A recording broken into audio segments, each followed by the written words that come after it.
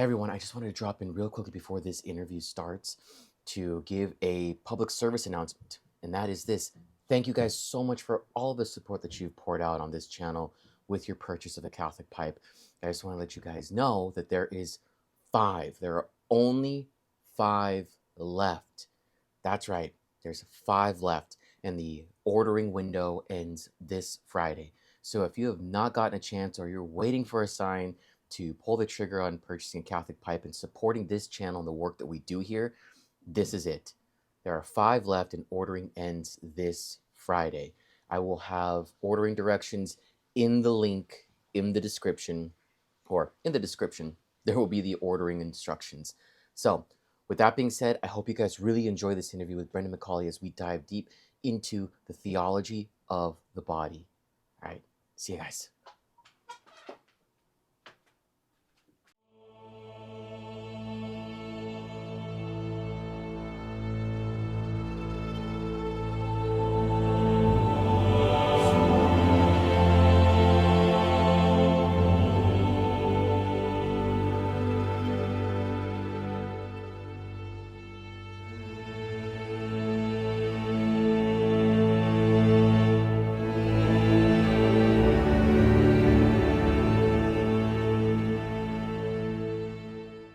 To Catholic Pipes and Kadesh, and today I have a wonderful guest, Brendan McCauley.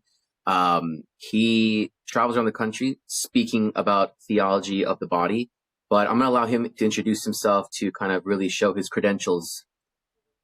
Take it away, man. Thanks, Kadesh. Yeah, Kadesh and I go way back.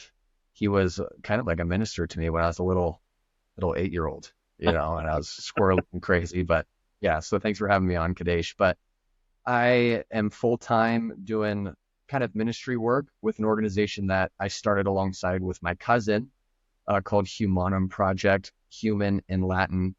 But we educate and form youth and young adults on what it means to be human, theology of the body related topics, mostly through in-person retreats. We even do parish missions, but presentations, training workshops, and then we also do online formation as well, but geared towards youth and young adults on what it means to be human and what God's plan is for creating us male and female. So been doing that for the past 7 years, part-time, but now full-time for a year. Dang. Yeah, I think that project is actually really, like you said, the Humanum Project, that seems so necessary now because, we live in a culture where our identity, the culture's stolen our identity. And I think that sometimes we don't even value what it means to genuinely be human as we are. We're always looking to be something else other than what we are. So it's awesome that you have this ministry that's going out there trying to help ground people in the reality of who they are and how to kind of live that out. Yeah. Yeah. I mean, we were thinking before we started Humanum Project, like, what's the cultural crisis of like 2024, 2023? Yeah. It's like identity. We don't know who we are. And there is this LGBTQ agenda that sounds freeing, be whoever you want to be. You can be whatever. But we often the reality is like, we're confused. Like, who are we really? And there's not a whole lot of people our age as young adults who are dedicating their life's work to spreading God's plan for making us male and female about identity. And so we just felt a call to do that. So what is the significance of that question? I think that's the big thing, is like this, like who we are, like what is so significant about getting that right? Yeah, great question. So in my master's studies at the Pontifical John Paul II Institute, I learned a lot there, but I'll never forget one of the classes, the professor was teaching about culture. What is culture? Okay, it's how we dress, how we talk. Art reveals culture. It's really way of life. Okay, what's culture at its root? Well, it comes from the Latin word cultus, which means a society's expression of who they think they are before God. So if we want a thriving culture, a flourishing culture all across the board, we have to have a proper understanding of what it means to be human, identity. So if we get that wrong, identity, which is at the heart of culture, the heart of society, if we get that wrong, we're going to get everything else wrong. And also just morality in general, how we ought to live, what we should do, what we shouldn't do, good and evil. Morality stems from an anthropology, a vision about who I am, what is man, identity. And so if we want proper ethics in our culture, we need a proper identity. And we all have a certain vision of who we think we are. Yeah. And, a lot of people will say, well, your truth is your truth. Like, you can be whoever you want to be. Well, implicit in that is a vision about man. That implicit in it, you might say, like, I don't know who I am, but how you're acting and behaving, your morality stems from an identity. And it might just be that you just think you're the creator of meaning and truth and reality, which is, in other words, like Adam and Eve, they thought they were God. Yeah, that's the sort of thing, like the action follows belief. Like you act out what you believe at the end of the day. So if you have the identity wrong, then you're going to be acting towards an end goal that is not for you at the end of the day, kind of missing the mark altogether. That's a lot to take in. Yeah, go ahead. And no, ultimately just happiness. Like, how can I be happy? How can I be full of joy, full of life, the fulfillment of my human nature? Well, if you want to know how to be happy, you first have to know who you are. Then you know how you ought to live that will bring about your true happiness and flourishing as a human person. I just thought of this random kind of analogy. Like if you get that wrong at knowing who you are and the joy out of life, it's like being lactose intolerant and always eating dairy, getting sick and being like, I just wish I could enjoy food. But if you just come to realize that you're lactose intolerant, you could cut that out, get the right foods in, and all of a sudden start actually having joy and pleasure out of eating food. Exactly.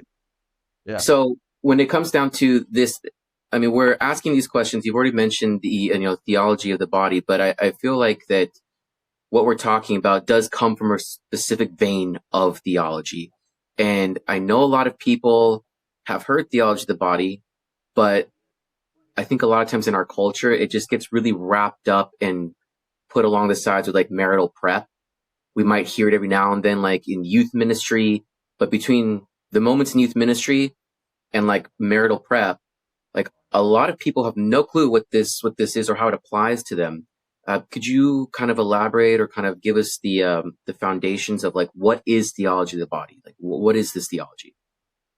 Yeah. So theology, obviously, the study of God, of the body. So the study of God and the human body. What is that? Well, that is the mystery of Christmas. Theology unites to the body. The Word was made flesh. So theology of the body isn't just a teaching that Pope John Paul II gave from 1979 to 1984, which he did, but theology of the body is Christianity 101. It's all about the Word made flesh. So I just want to make that very clear. It sheds light onto sexuality, about what it means to be human. It sheds light onto the virtue of chastity, how we ought to live. But fundamentally, it's Christianity 101, the mystery of Christmas, that the body reveals the mystery of God because the Word was made flesh. So John in his letters says, it's for that which I have touched with my hands, that I see with my eyes, that I proclaim this good news. God's invisible. He's pure spirit. But he has made himself visible. He has revealed himself. Theology has revealed itself to us. Where, who, how? Through the flesh of Christ. And so that's one aspect of it. But it is a teaching that John Paul II brought to light from 1979 to 1984 in the midst of the sexual revolution, and this revolution about what it means to be human and what love is. And John Paul II, in his teaching Theology of the Body, is bringing to light the biblical vision of the human person. If we want to know who we are as human beings, if we want to know our true identity, we have to know where we came from, our origin, why we were made, and where we're going. What's our final destiny? That only in light of these two bookends of the human story can we see who we truly are, this complete or total vision of man. Another way to say theology of the body isn't just the word was made flesh, but we are created in God's image and likeness. We've heard this millions and millions of times. Made in God's image and likeness. Well, what does that actually mean? Yeah. Well, it means we have a reason. We're rational animals. We have the capacity to love. We have a will. We have freedom. All of these participate in God's image and likeness. But if we read Genesis, it's we are made in God's image and likeness as male and female, called to be fruitful and multiply. And revealed in light of Jesus Christ, the complete vision of who God is that he is Trinitarian, life-giving love. 3 persons, a communion of persons is God. That's who he is. And chiseled in masculinity, the flesh of man, is a call to become a gift, John Paul II says. Chiseled in femininity, a call to receive that, and through their holy communion of persons, of love, marriage, perhaps 9 months later, they'll give a name to a third person. To where John Paul II says in his Theology of the Body that man, you and I, become an image of God, not so much in the moment of solitude as in the moment of communion, because God is communion. And so right here, we have theology of the body. We're made in his image and likeness. The word was made flesh. The body reveals the invisible mystery of God. I know that's a lot. There's a couple points I thought were really beautiful when you're talking about the Trinity and the family. I hear a lot of, I don't want to like East and West, but I think in the East, you hear a lot more talk about icons. Obviously, that's kind of like the hallmark thing, but you hear it said a lot that the family is an icon of the Trinity. You have that in the East. It's said a lot that the family should become a living icon of the Trinity itself. And I thought that was so beautiful that you're right, that when we come together with this love, this self-sacrificing love, which is hallmark. I mean, you can't have love without sacrifice. So when you come together and when you in marriage, you always hear that saying that's like, don't ever expect 50-50, 60-40, 70-30, is because there's always going to be that give and take of when one falters, you got to pick up the slack, whether it's emotionally, whatever it is, or you got to let some part of yourself die so the other may live. And so you see this love that kind of comes together that's right there in the family. It's almost like it's like a microcosm of the gospel being lived out right there in the family. And so, right. Yeah, I thought that was really interesting, like that you had brought that point up with the family and how beautiful that is. But even the communion aspect of like, man, it's not good for man to be in solitude. But even if you look at our religious brothers and sisters who may be cloistered or live like in a monastery, they're still in communion through spirit. They're still praying for the world. They're still offering sacrifice for us. So even in that sense, they're in a communion in their monastery or what their group is. But even if they're in the solitude, like a desert father, is still out there praying for the world, still in communion spiritually. So, yeah, when you look at it from that perspective, the idea of communion, if you're truly living the Christian faith, there's no way you can escape communion. There's no way you can escape it. It's built into it. And even going back to the idea of like, we're one body. So you can't escape it. If you're part of the body of Christ, then you are in union no matter what. So, yeah, a lot of great points that you're bringing up. And now when you kind of like extrapolate them out, you see, oh, it's right there. There's a little bit of that there. Like it just kind of passes right by you. When you look at the faith, you can kind of see these main points sticking out and how essential it is to our lives. Yeah. Yeah. It's all about communion. Like we say this so often, like, oh, love makes the world go round. Like love's the heartbeat that sustains life. Like it's all about love. And well, actually it is like philosophically, like metaphysically, everything is about love. God is love, a communion of persons, and he creates the whole cosmos out of just disinterested love, just a fruit from his very life. And the very meaning of our existence is to love, to be in communion, to become a sincere gift of self. And then John Paul II says, it's so simple, but we just have to take it in. He says, when you become a gift of self, love, you fulfill the very meaning of your being and existence. Like, what's the meaning of existence? Love. But it's not just love is love. Love is whatever you want, or love is an emotion or feeling. No, love is a gift of self. And like what you said, in this fallen world, it's going to take the form of sacrifice. So we talked a lot about love. Now let's dive a little bit more into that. So, because there's something here that I think that the world is at odds with, is that you and I, from our perspective in our faith, from our education, we learn a lot about kind of the interworkings of these different theological concepts and taking things that we all commonly know like love, and we've kind of dove deeper into them to see what this means. But for a lot of people out there, especially from your field of study, can you kind of help maybe like break down this idea of love? I mean, we've said it's a gift of self, but a lot of people, when they say love, they mean something else. Do you happen to know what it is that I think the rest of the world means when they say love, when it kind of seems the opposite of what it is? Kind of explain that a little bit. Yeah. So I wasn't planning on discussing this, but right before this podcast, I was talking to you about a book I'm writing, and Oh, where yeah. I'm asking random people, strangers, what is a human being? What is marriage? And one of the questions I'm asking people is, what is love? And most people have two different answers. One, they'll say love is a feeling, or it's an emotion. And it's like a good feeling. It's a fluffy, warm feeling. It makes you feel happy. So it's a feeling.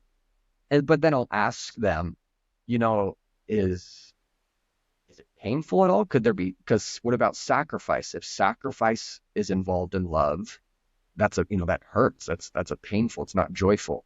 And then they'll kind of take a step back and like, oh, maybe love isn't a feeling. And then they don't know. They'll just say, I don't know what love is. And then there's another side that just says simply, love is meaningless because it's different for every person. Mm. Well, if it's different for every person, then love's not real. There's no real reality to love. If there was a reality, there would be a definition to it. So Thomas Aquinas, everyone who knows Thomas Aquinas knows how he brought to light the definition of love, which is to will the good for another person. To will the good for another person. Whereas there's the selfless character, different actions, will the good for other people. It could be even saying a prayer for someone is an act of love. But what's awesome about John Paul II is he took up Aquinas' definition to will the good for another person. And he began to reflect, particularly in his book, Love and Responsibility, on what is the apex or the heights of love. What is the willing the good of the other? And it's ultimately to lay one's life down, to become a gift. And that's Christ's words. Lay your life down for your friend. That's the greatest act of love. So that's why marriage, like what you said, is an icon, but it's an icon of the heights of love here on earth, which is a total gift of self. That's why it's sealed with a vow. We can always give of ourselves to each other, whether that's I make you dinner, whether that's I give you a hug. This is me giving of myself, becoming a gift. But where does a man or a woman make a complete gift of self, one's whole life? The two vocations, marriage, celibacy for the kingdom, which then points us to really love itself, God, a communion of persons, gift of self receiving from all eternity. And so that's kind of what John Paul II has really kind of brought to light about the significance and meaning of love. Oh, I always, like I said, I always get like, I always get kind of blown away by this because I think for me in my own grad studies, bear with me as I go off on various tangents and chime in whenever you want to, but I think that was one of the more interesting things is that, even through my own studies, at Franciscan for the grad degree, outside of getting a lot of wisdom and knowledge, I mean, well, knowledge first, wisdom later, but the knowledge, I think the one big thing that I took away was just how interconnected everything is. That if you really take time to look, everything just points back to Jesus. It points back to the gospel, as cliche as it is, but it sounds cliche, Jesus, you hear that everything's Jesus, but it's like, it really is like in such an intrinsic and fundamental way. It really is about that, having revealed himself as total goodness, total love, total compassion, mercy, all these beautiful virtuous attributes in perfection. Then we are just, like you said, we are mirroring that. And so when we look at this idea of love and we're trying to wonder what it is, we can look to the cross with the body of Christ on it and understand in some way that is the greatest form of love that we can see. And just share love. Shared this before, but I'll share it with you because it was, and for this interview, I had gone through a really difficult time in my life.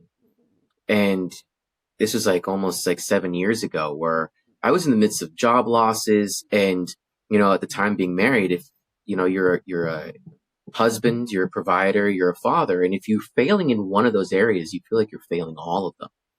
It's just like the cards are coming down. And, for me, it was the provider aspect. I could not hold a job for some reason. Like it was always on Christmas, I got let go. And so I'm just sitting here like, what is wrong with me? And I started reaching out to a lot of different people, but I wasn't reaching out so much for somebody to help in a particular way. I just needed somebody to say you're good enough. I just needed someone to say like, I love you the way that you are. And I'm not saying that my spouse wasn't saying that. It's just in my mind, I'm failing her. So whatever she's going to say to me, it's in my mind, she's got a duty to say it.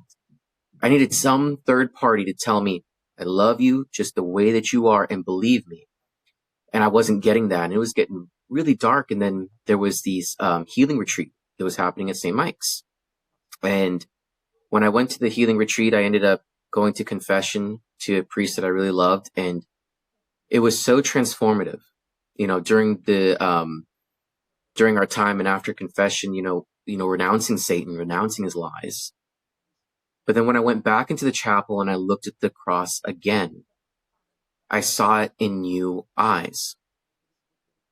I've seen that image. At that point in my time, I'd seen that image for 28 years. Over and over and over again, I've seen that image of Christ's body on the cross. And then after that confession and after that renouncing, I looked at it and I said, there it is. That's what I've been looking for.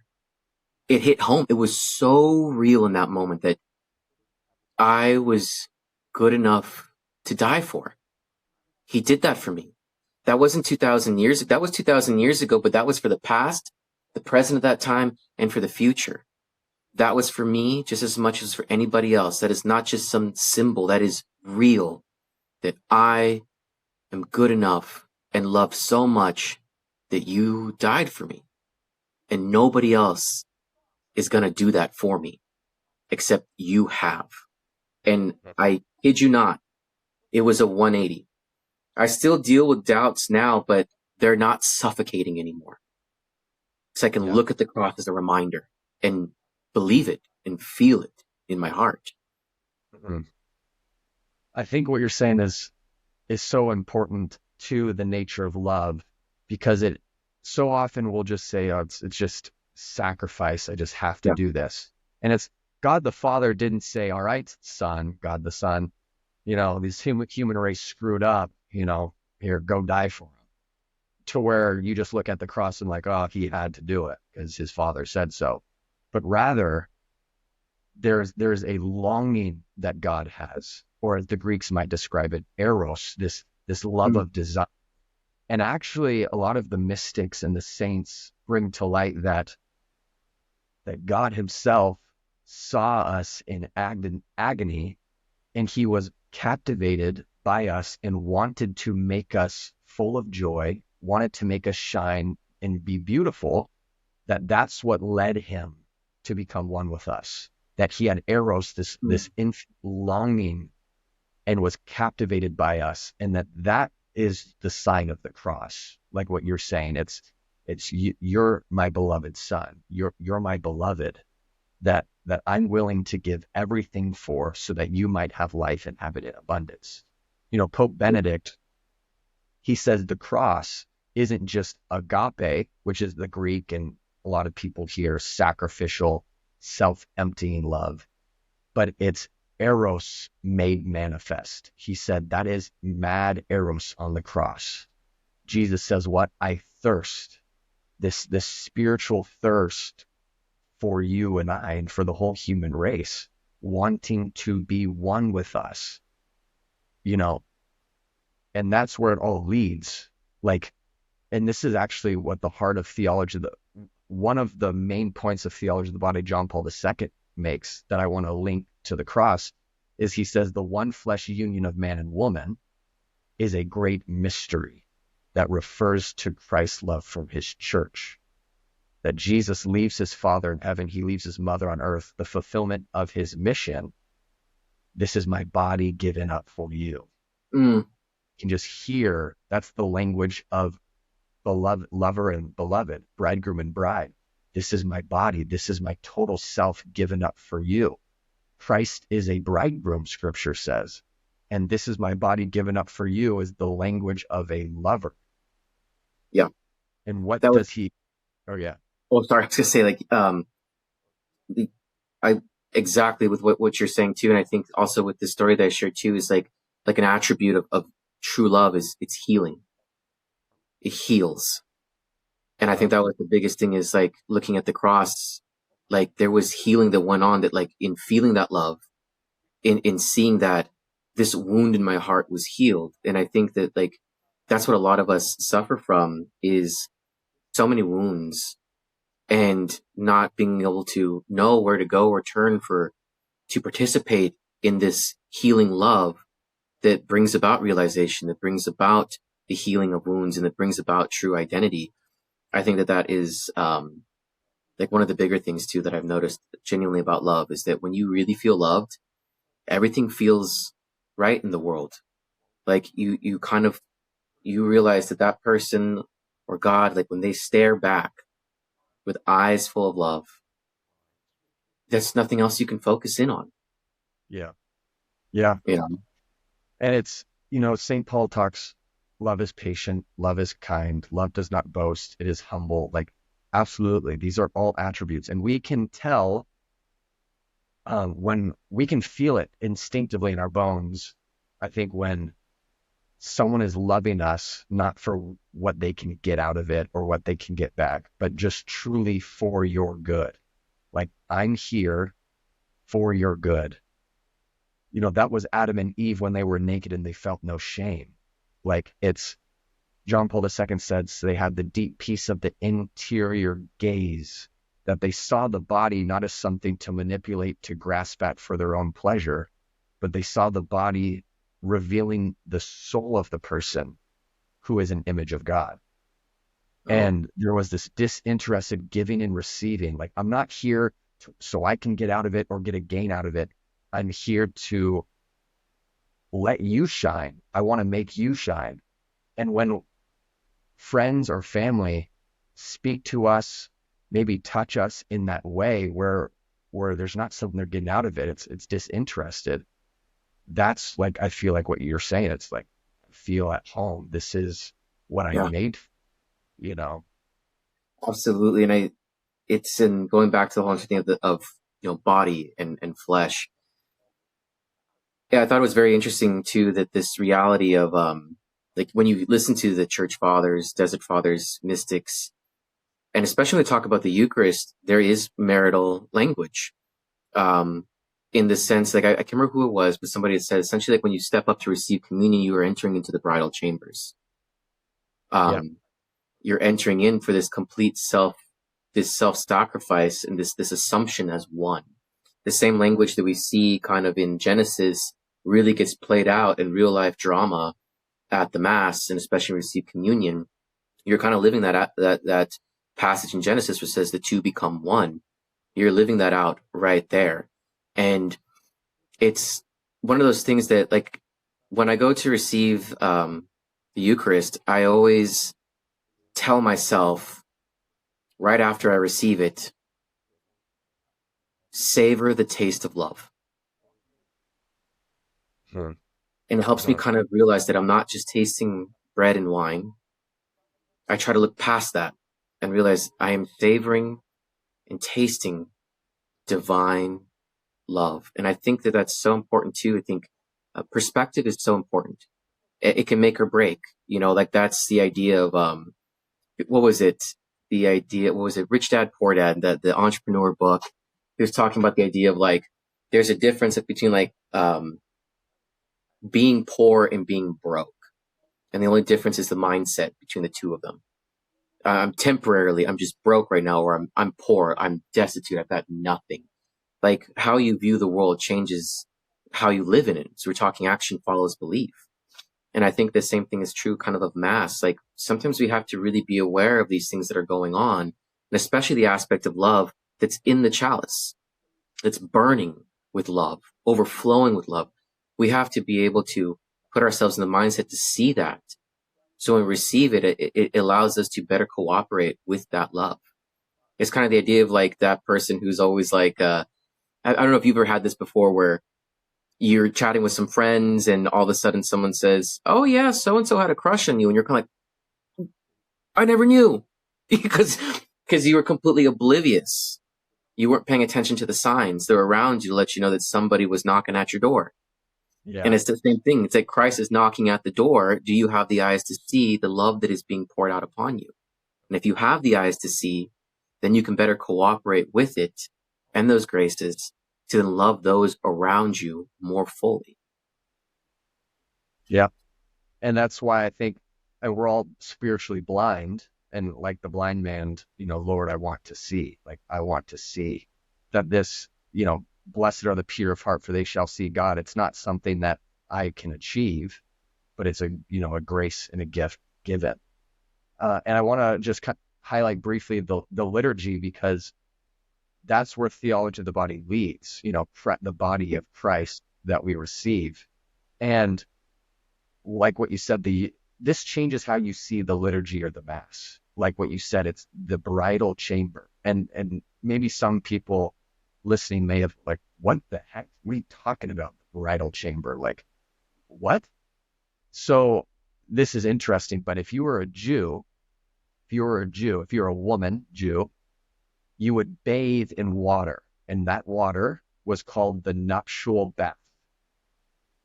And you would bathe in that before you entered the bridal chamber to the wedding feast, And Jews, the best man, would go off to the bridal chamber, and he would decorate the bridal chamber based off of the same dimensions as the tabernacle, right? The Ark of the Covenant, the tent, the meeting tent, where the high priest would enter and commune and offer sacrifice.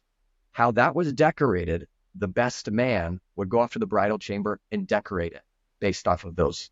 So the woman bathes in this water, and then her and her husband become one. The Catechism of the Catholic Church says, so too, we are baptized, and that water is like the nuptial bath. Yes. That cleanses us, purifies us to get us ready and prepared for consummation, the wedding feast of the Lamb between Christ and his church. Where do we become one body, one spirit in Christ? Eucharist, Holy Communion.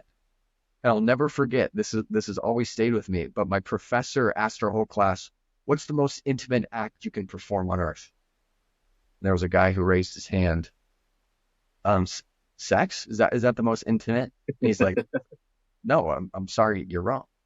The most intimate act you can perform on earth is reception of Holy Communion with God.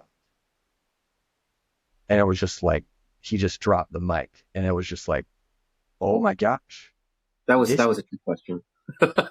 yeah, it's, this is the intimacy. It's Yeah. not, we can't sexualize the Eucharist, right? Sexuality is a sign of the love between Christ and the church. The one flesh union is a great mystery that refers to Christ's love for his church, where we become one body, one spirit in Christ in holy communion. And, this is why the saints and the mystics can teach us. Blessed Imelda Lambertini received the Eucharist and fell over dead in ecstasy and was instantly raised and grafted into the Trinity. Divinization. Like, that's Theosis. like, yeah, like, and we can go see Blessed Imelda Lambertini, this 11-year-old girl. We can see her incorrupt body. She died in the 1300s as a sign of, what do we believe in? The resurrection of the body. This is where we're going. Like, this is the steps of love. Marriage is good, made by God as a sacrament to launch us to union with Christ in the church in the Eucharist, which launches us to Trinitarian life-giving love. Mm. And that right there, if that's all true, if that's true, if that's just not a fairy tale or a story, if that's true, then that does truly orient our whole entire life to what Yeah. we're actually made for. That goes back to identity. Mm-hmm. And, this is who I am, and this is how I need to orient my life for true fulfillment. And I think that's so interesting too, because like, first off, one thing first, if you're paying attention to this, guys, please be taking notes. I'm filling up a notebook right now. There's so much wisdom being dropped. Take notes for the audience. Now, the other thing is, when I was looking at this, yes, this was a talk that I had given on the sacraments, and this is something that I thought was really fascinating, is once again this idea of like all of these ideas, like everything's just kind of full circle, everything just kind of plays into each other, leading us back to Christ. But even the idea of theology of the body and of the body, like we are rational creatures, but the way that we process our information is through our body. We don't have infinite knowledge. We're not like angels. We don't know everything at once, past, time, and present.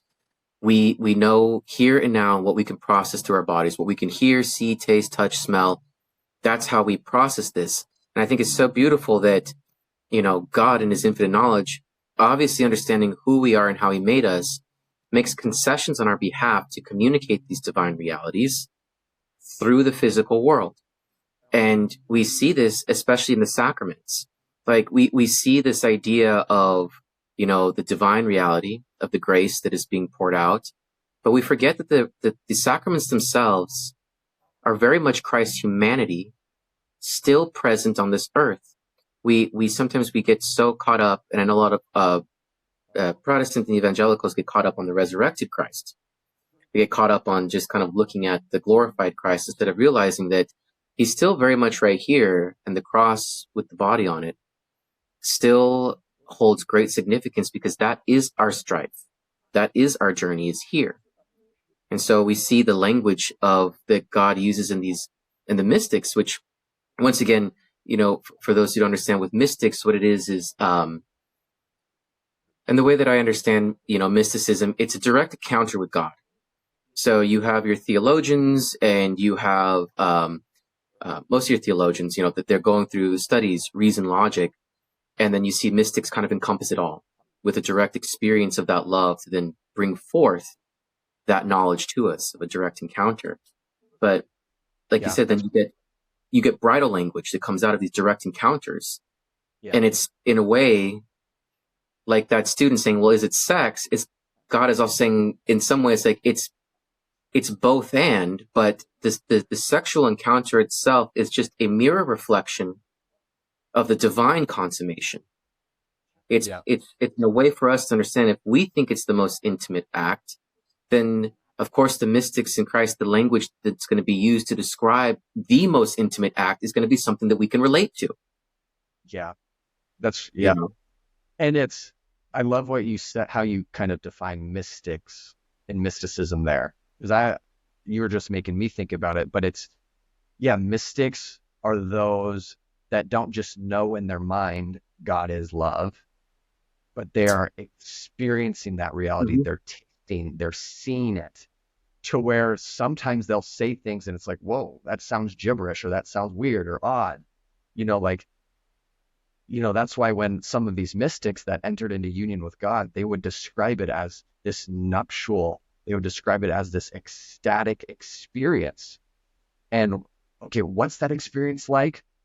Well, the smallest glimmer that we have to get us a sense of what that experience is the marital act between man and woman. And like you said, it's not this union with God, the Trinity, pure spirit. God is pure spirit. Our sexuality is a sign of that reality. But why did Imelda Lambertini at 11 years old die? Well, I was praying about this with God when she received the Eucharist, when she died. I was like, why did that happen? Why don't I do? Why am I not experiencing that? And he said, Brendan, remember when you've had a crush on a girl, you see a beautiful girl walk down the street, your heart skips a beat, it takes your breath away. It's like, yeah, yeah. It's like maximize that times infinity. And you got what happened to Imelda. That this ecstasy, that this joy was so overwhelming for her that it, like, she had a heart attack, you know? So all of these pleasures, including sexual union, is good. It's an appetizer. It's a taste of the joy of the communion and intimacy of love that is with God himself. And it's like, and if that's true, I think we would all say, I want into that union. I want into that intimacy. Like, yeah. And it's like, that's heaven. Like, heaven is the consummation and fulfillment of that.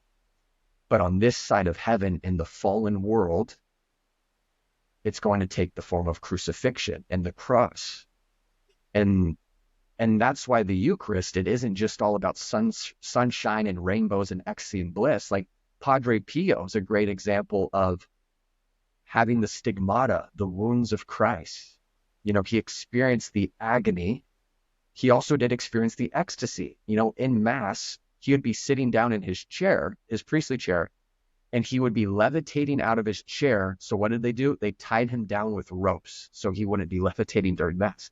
He experienced the ecstasy, but he also experienced the agony. And on this side of heaven, that union with God, that mystical union with God, is going to take the form of crucifixion, but where does it, for the joy that was set before him, he endured the cross. It does lead to perfect, blissful love and union with God in heaven. You gave me so many more things. Like, you touched on something like in prayer, like asking why I don't. And it's so funny because I think a lot of people who are genuinely, and I would say particularly of the Catholic faith, because the Catholic and Orthodox have saints. So I think this might be a question that's more apt towards the Catholics and the Orthodox. But it's, when you read about the saints, if you really read about it, it begs the question, I think, and this is what it did for me. I remember reading a quote that said there were some saints that would choose death and torture over having anything to do with sin. And I'm mulling over this in the shower thinking, like, it just really hit me like a brick. Like, I sin all the time. And it got me to thinking the same question that you did in a slightly different way, which was, what am I not getting? What am I not understanding? Action follows belief. What level of faith do I need to keep on diving into to understand what these saints understood? How do I achieve this form of radical love that they have for God? How do I achieve that? And I think the beautiful thing is that there is no answer but action. I think just having that question and mulling over it is then what I think can help you, is almost in and of itself a form of belief that can dictate your actions as well. Because we may not be able to fully understand now the kind of love they have, but if we're trying to pursue it or trying to understand it, that puts us in a good foothold to be able to get to that point at some place in our lives where we are like, I see it. There is an apex. And that's the beautiful thing about the saints, that, we see like with the Blessed Mother, we see like Christ, he conquered death. He was sinless. He was God. But Mary shows us it's possible. And I think that's the thing too, is when we look at the saints, they represent possibility. They represent our future. That being able to even like focus in on them allows us to say that at some point I will get to this point of love, to this point of just virtuously laying my life down. So that was just kind of one thing that I thought with like the asking that question, just even the idea of just mulling over it, just like first seeing it, seeing how radically different they are, and then being able to contemplate whatever that mystery is of that love, I think can push us in the right direction towards genuine love. But the other thing you're talking about too is just kind of love in of itself. And I was thinking about Aquinas came on his section in the Summa about evil, and how evil is really just kind of this, it's incomplete. Really what it is, it's a lack of something. And he gave the example of a man who goes to the brothel. He goes, why does he go to the brothel? He wants love. He wants intimacy. He wants connection. And those things in and of themselves are not incorrect. They're real. They're good. But the manner in which he goes to it does not allow it to fulfill its ends.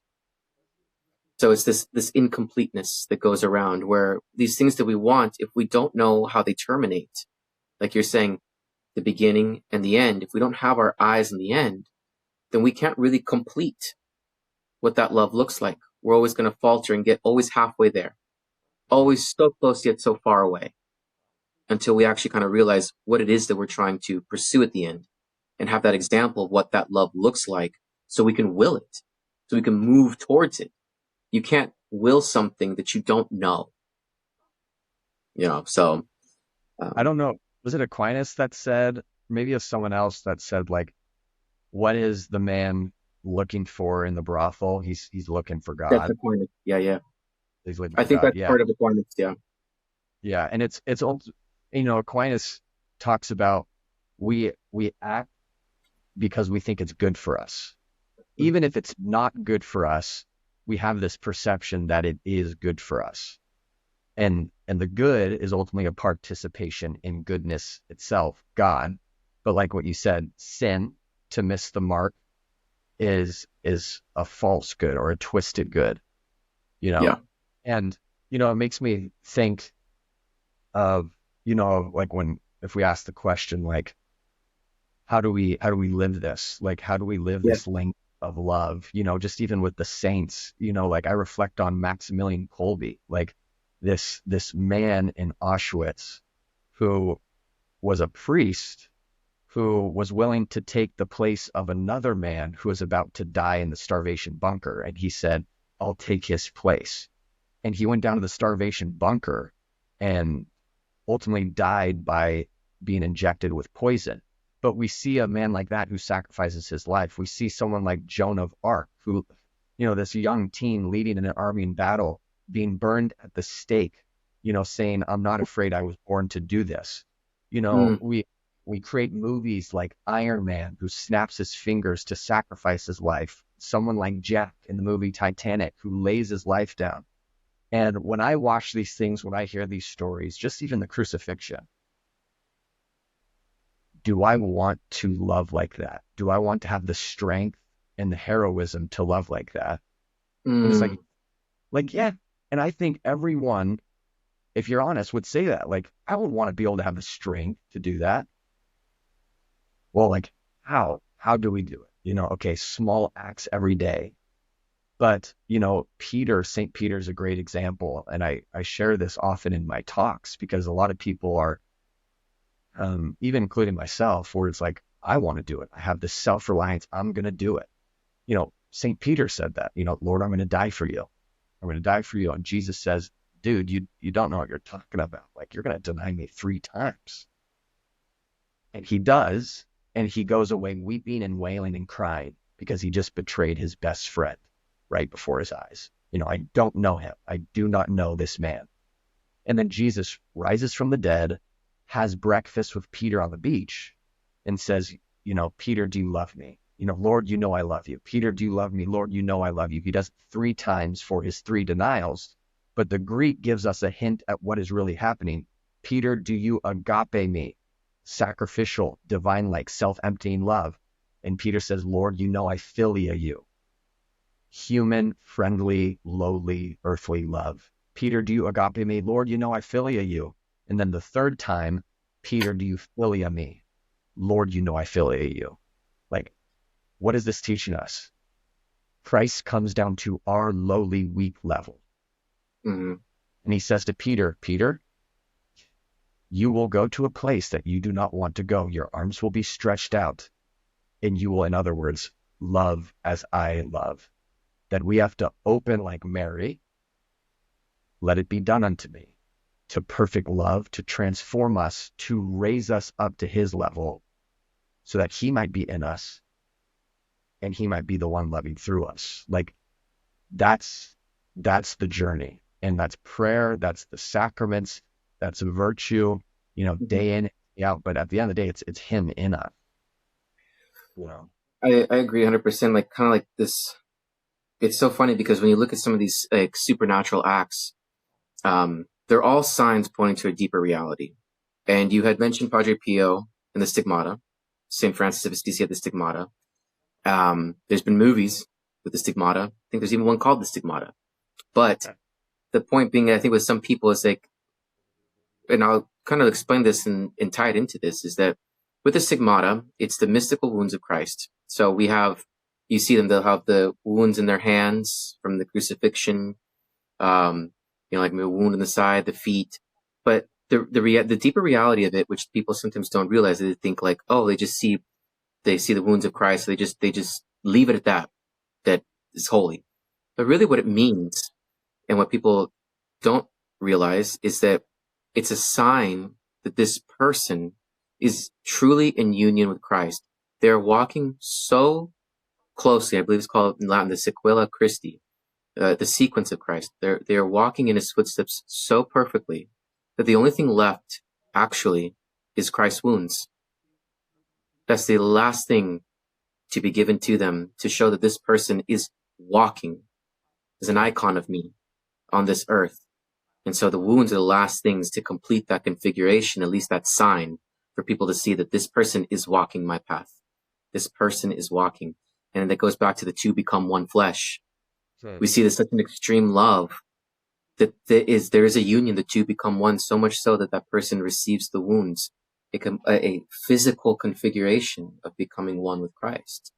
So even the Stigmata itself is a sign of that love, that sign of that love that's a metamorphosis that transforms the individual. But I think also to the point of like St. Peter, I think this is really interesting. And this will kind of segue into the next topic, which is,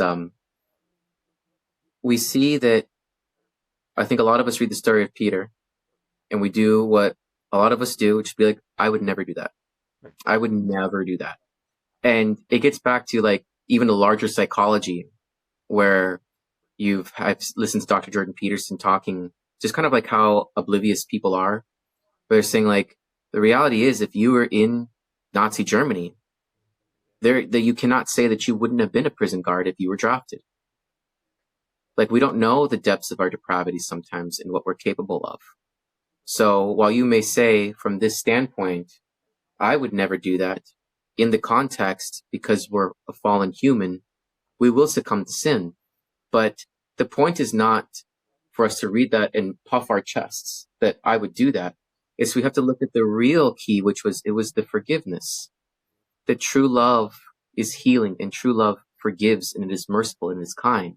The real message was that Christ still forgave. And out of love, Peter repents. And the funny thing was too, I was listening to this Orthodox priest, and he was talking about, lustful thoughts or sin. And he was saying that everybody takes the wrong approach. Everybody says, I'm going to grit my teeth and I'm going to stare it in the face. I'm going to stare it in the face and I'm going to have a stare down with my sin and just beat it into submission and just cold turkey this. And he said, you know what's wrong with that image? You're facing the devil with your back to Christ. It's the other way around. He goes, you must have the devil to your back and your eyes firmly fixed on Christ. And he was even saying it's actually heroic to run. Run to Christ. Run away from the sin. You do not face it. That's what Satan wants. You turn and look at your beloved, and you run into the arms of your beloved. Run away from it. And I think that was so profound, because I think a lot of us guys, kind of going into the talk of like, what is masculinity? A lot of us guys sometimes maybe might get that wrong, where we think that there's this certain level of machismo, and not realizing the level of vulnerability that is actually called of us. And it's very difficult to have a relationship with Christ if you're not vulnerable with him. Yeah. So you want to talk a little bit about masculinity and what is that? What is a good masculine Christian man? Like, we have so many ideas of what masculinity is, and I think that we really get it wrong, especially we get all these alpha male, Sigma Chad type memes that come out of like, this is what a real man is, but it doesn't seem like that's really hitting the nail on the head. Yeah, no, it was funny.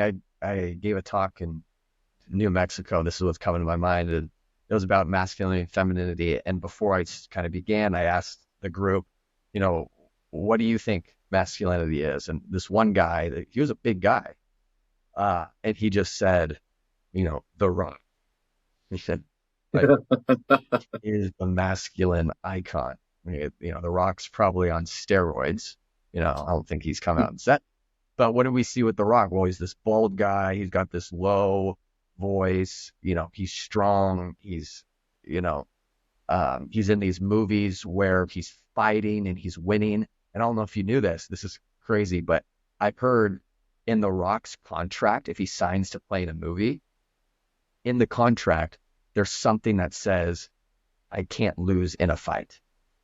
Like, he won't play. And I've just heard this, but it's almost what I think it's like. He doesn't want in a movie to be the weak or the vulnerable or the one that loses. Like, I got to win in every fight, in other words.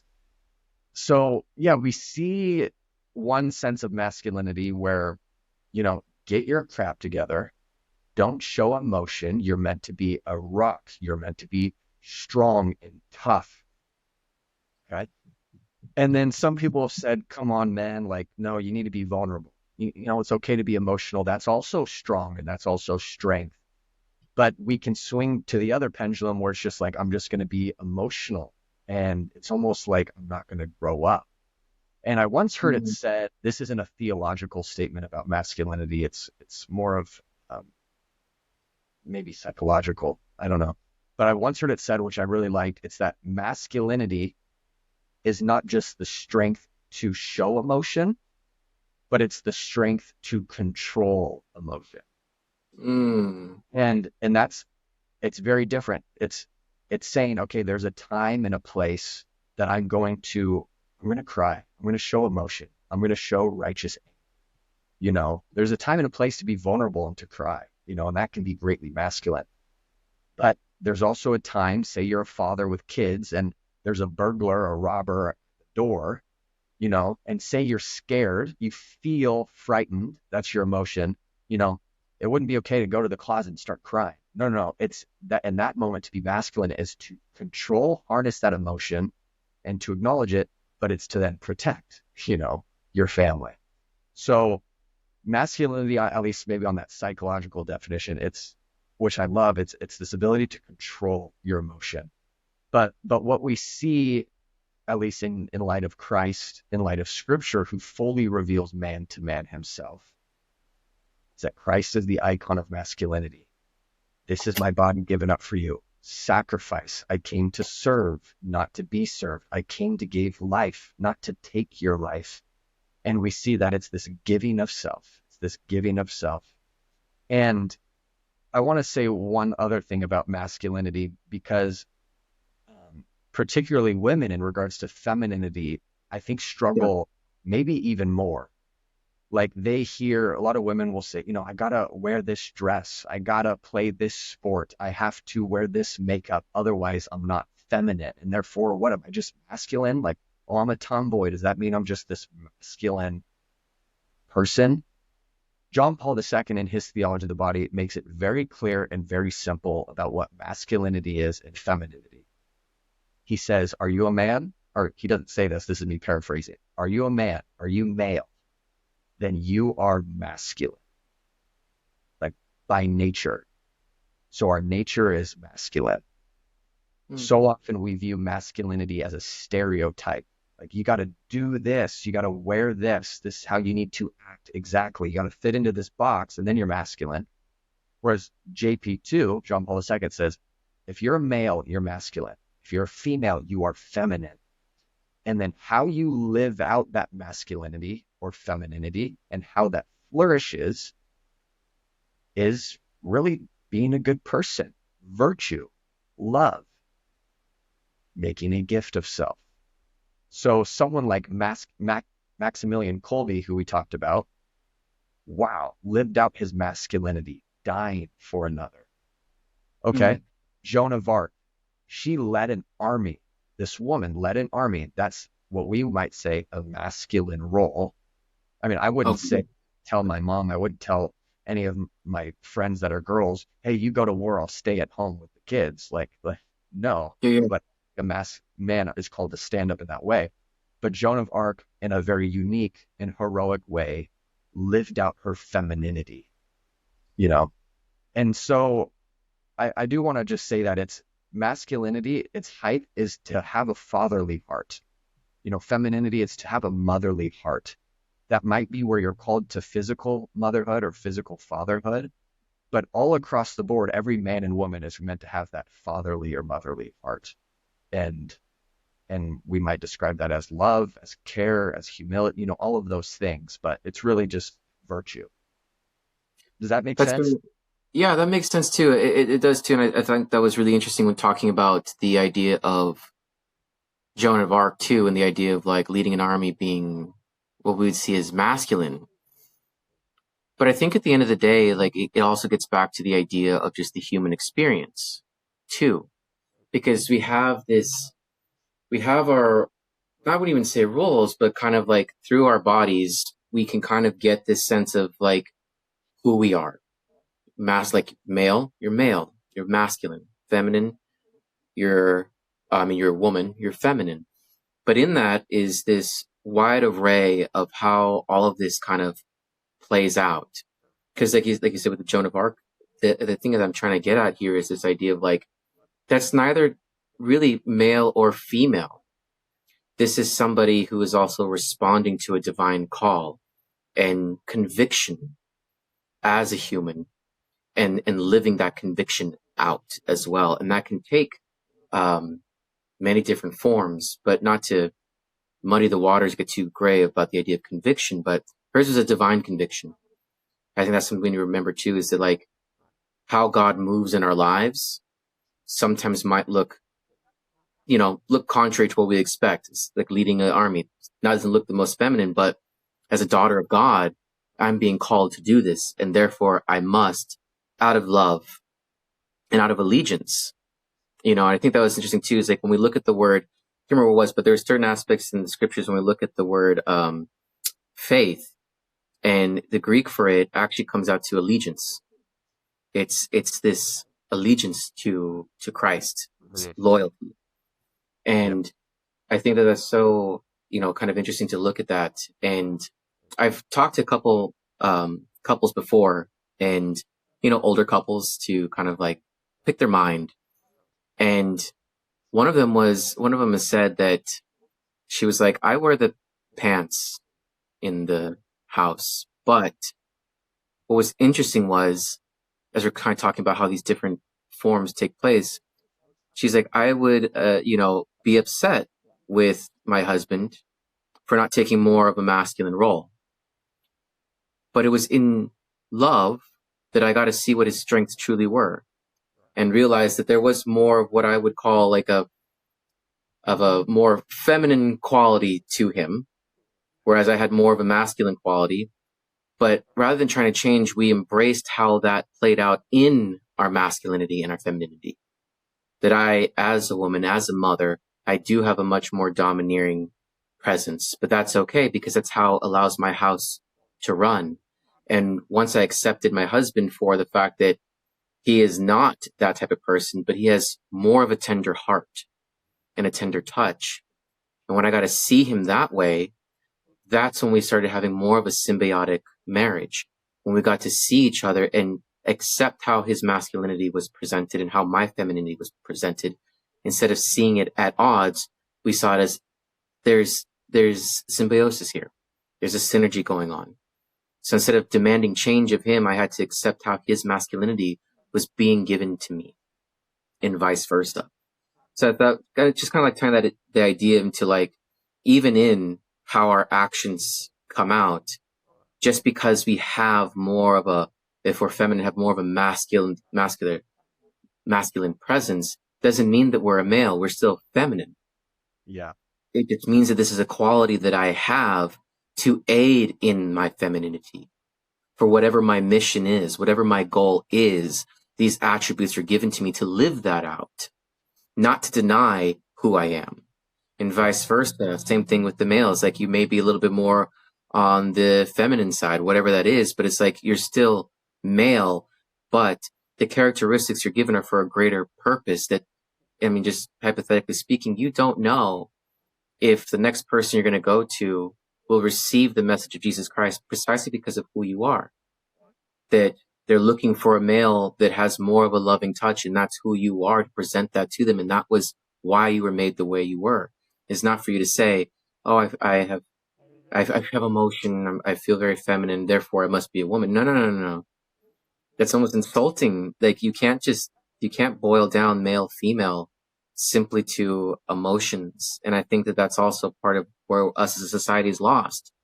Not understanding what male, female is, not understanding what kind of encompasses that. And so we end up with this confusion, absolute confusion, disarray as to the big question, what is a woman?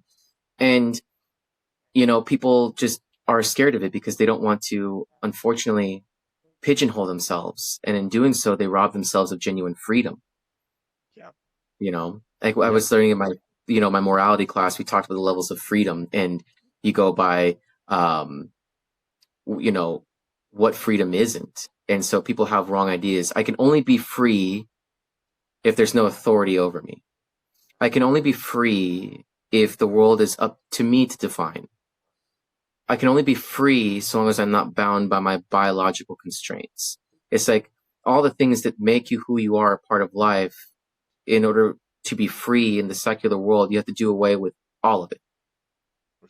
It's a warped understanding of what freedom actually is, and so I think that that's what unfortunately does us in as a society, where we don't know who we are. We're so absolutely confused. And at the end of the day, we have Christ as that icon of pure love, and we have to realize that if we take on the identity as a beloved son or daughter of God, that's an identity that was the same from the beginning of time, the same as it is today, and the same as it will be in the future. And I feel like that's like in this, crisis of identity, that's the greatest gift that we as Christians can give people, is this identity that they can grow into that's not going to change. There is no anxiety with being identified as the child of God. There's no anxiety because it's the same. It's not going to change. But what does change is the depth in which you pursue it. It only gets deeper. Whereas the other ways, they confuse you. It's that wave, that tide that just crashes your boat every which way. Anxiety, depression. Who am I? Where am I going? Maybe I'm this today. Maybe I'm that. And you're just you are someone who's looking for home. And you won't find it. You won't find it, no matter how many lies society tells you that, brave, congratulations, you go, it never hits. And that's what happened to me as well, that in my pursuit of love, when I was going through that dark time, I reached out to several people, and some did say, you're good enough, but it just never hit home because I had to have God tell me that. Yeah. Right. And so, yeah, we have to, this world's passing and it's fading. And if we put our identity in something of this world, it will always fall through our hands. And kind of like what you said, we have to first be rooted in God, who gives us our true identity. then we're able to live more freely. Absolutely. It's God and then the sacraments. We need those sacraments to kind of give us that outpouring of grace to help us grow in our identity. Because at the end of the day, that's what it is. Because if you're going to Mass, you are not only living out your identity, but you are receiving your identity. That when you step into those bridal chambers, when you step up, and this is something for you guys to think about as well for the listeners out there, as we've been talking a lot about this. Think about it this way. Don't get weirded out by, I know we think about marriage, we think of sex. Don't get weirded out by that. Okay, look at it for what it is. Look at the symbology behind it. And when you go to liturgy, when you go to Mass, you need to think about this. If you're married, think about the anticipation for the wedding night. If you're not married, try to imagine what that looks like, being able to become one with your partner, with your spouse. Hold on to that emotion and bring it forward when you're in line ready to receive communion. This anticipatory feeling, this excitement of it's happening. I'm walking to the bridal chambers. Tonight is the wedding night, and I am about to receive my Lord, but in that I am about to receive my identity, because the two will become one. Mm-hmm. What is in that cup is what I am, is who I'm supposed to be. You are what you eat.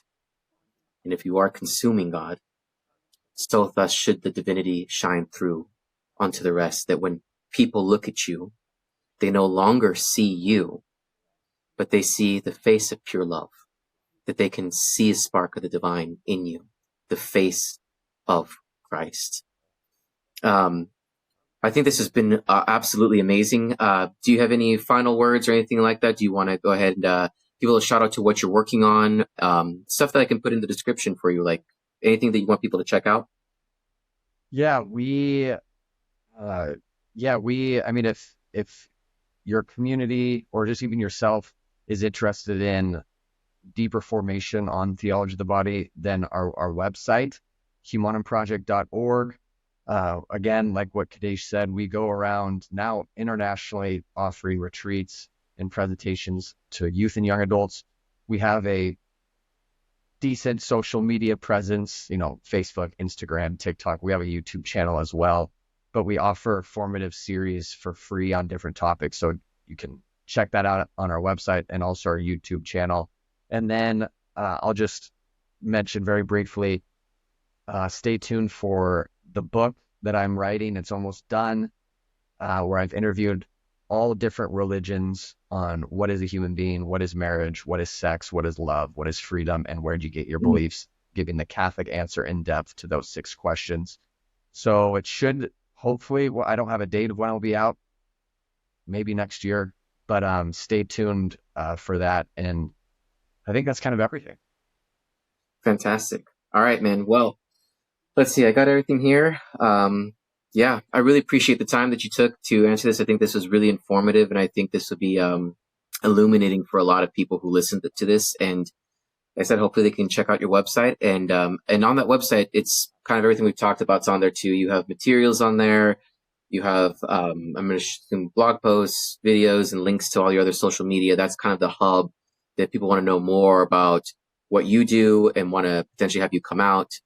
The website is going to be where they can go get you. That's right. All right. Perfect. Well, everyone, hey, thank you guys for joining us. Brendan McCauley with Humanum Project and Kadesh with Catholic Pipes. So we'll see you guys next week.